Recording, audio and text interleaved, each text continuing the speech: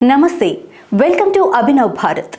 కృష్ణా నది వరద ముంపు ప్రాంతాల్లో పర్యటించిన సందర్భంగా మాజీ సీఎం వైఎస్ జగన్ చేసిన వ్యాఖ్యలపై జనసేన నాయకుడు, ఏపీ డిప్యూటీ సీఎం సోదరుడు నాగబాబు ఘాటుగా స్పందించారు. కృష్ణా వరదలు మ్యాన్ మేడ్ డిజాస్టర్ అని వైఎస్ జగన్ చెప్పటంపై ఆయన తీవ్రంగా మండిపడ్డారు. సరిగ్గా 3 ఏళ్ల క్రితం 2021లో అన్నమయ్య ప్రాజెక్టు గేటు కొట్టుకుపోయి 44 మంది మృత్యువాత పడిన విషయాన్ని నాగబాబు గుర్తు చేశారు. ఆ ప్రమాదంలో మరో 15 మంది జాడ తెలియలేదని, 5 ఊళ్లు పూర్తిగా నేలమట్టమవడంతో పాటు వందలాది పశువులు చనిపోయాయని అన్నారు. ఇవాల్టికి అక్కడ ఎటు చూసినా కూలిన ఇళ్లు, ఇంకా గుడారాల మధ్యనే అనేక మంది నివాసం ఉంటున్న పరిస్థితులు కనిపిస్తాయన్నారు.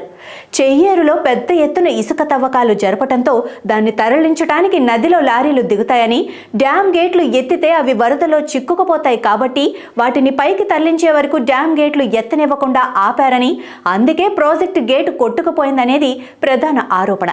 నాటి రాష్ట్ర ప్రభుత్వం ప్రాజెక్టుల నిర్వహణ లోపం వల్లనే అన్నమయ్య ప్రాజెక్టు గేటు కొట్టుకుపోయిందని, ఇది దేశంలో ఒక కేస్ స్టడీ అని కేంద్ర జలశక్తి మంత్రి గజేంద్ర సింగ్ షెకావత్ పార్లమెంటులో చెప్పిన విషయాన్ని నాగబాబు ఈ సందర్భంగా గుర్తు చేశారు.